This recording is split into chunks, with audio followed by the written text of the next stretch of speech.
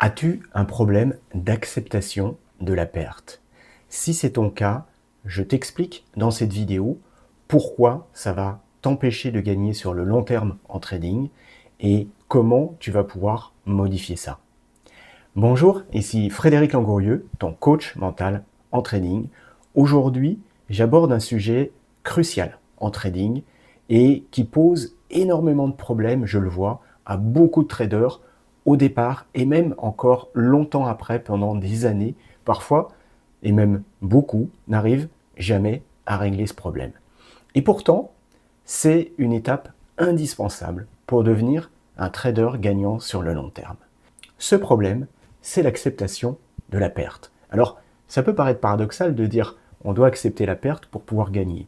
Eh bien, je vais t'expliquer précisément pourquoi, justement, tu dois accepter la perte à court terme pour gagner à long terme. Ça veut dire quoi? Ça veut dire que si chaque fois que tu perds un trade, ça te met en état de frustration.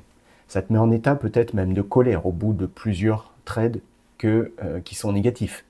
Eh bien, qu'est-ce qui va se passer? C'est que cet état de frustration, de colère, toutes ces émotions, à un moment donné, ça va s'agglutiner les unes avec les autres, et puis tu vas commencer à avoir des comportements qui sont mauvais.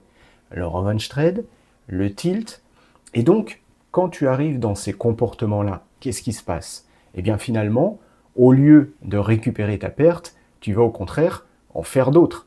Et donc, évidemment, ces pertes à court terme que tu supportes pas vont entraîner d'autres pertes, qui vont entraîner encore d'autres pertes, et qui vont faire qu'au final, eh bien, tout simplement, tu ne peux pas être gagnant dans cette attitude-là. Donc, tout pendant que tu es affecté par la perte à court terme d'un trade, tu seras dans des comportements qui sont mauvais, qui entraînent d'autres pertes et qui t'empêchent d'être gagnant sur le long terme. C'est simple à comprendre, c'est clair.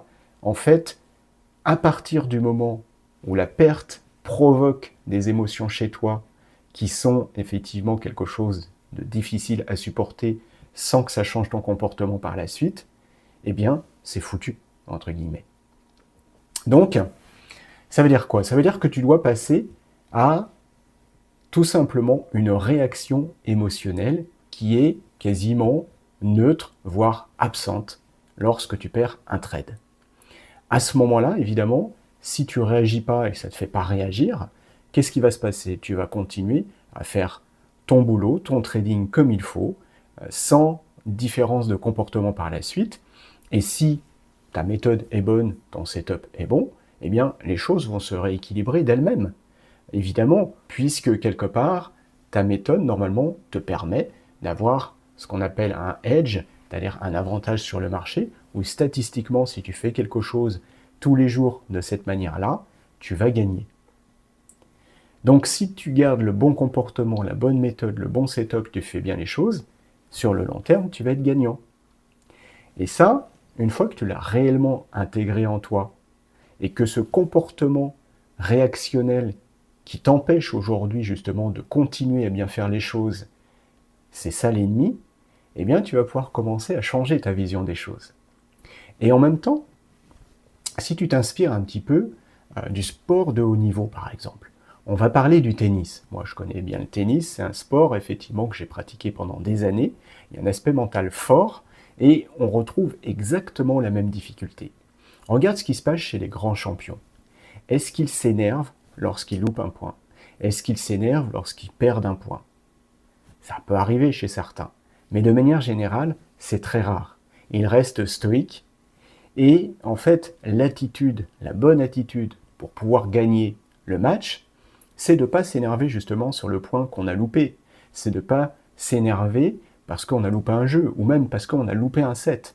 C'est de garder le mental droit par rapport à ça, où le jeu passé, c'est le jeu passé, on s'en occupe plus, on s'occupe du jeu qui vient, on s'occupe du point qui vient, on s'occupe du set qui vient. Et c'est la seule chose qui compte, c'est ce qui vient, pas ce qui est passé. Et ce qui vient, on doit être justement bien dans sa tête pour pouvoir aborder les choses de la meilleure manière et pour pouvoir le gagner. Et ça, tous les grands champions l'ont compris. Et si tu regardes les grands champions en tennis, que ce soit des gens comme Nadal, Roger Federer, Djokovic, actuellement, c'est des gens qui, effectivement, ont travaillé là-dessus. Notamment Djokovic, c'était quelqu'un qui s'énervait à une époque, même Roger Federer, au tout début, il s'énervait quand il perdait des points, quand il perdait des sets, et il a compris, effectivement, que non seulement ça servait à rien, mais qu'au contraire, ça le desservait. Donc ils ont travaillé sur cet aspect mental pour tout simplement arriver à faire en sorte que un point perdu, un jeu perdu, ça les affecte plus. Et à partir de là, ils continuent à jouer leur jeu jusqu'au bout, de manière effectivement égale, quoi qu'il se passe.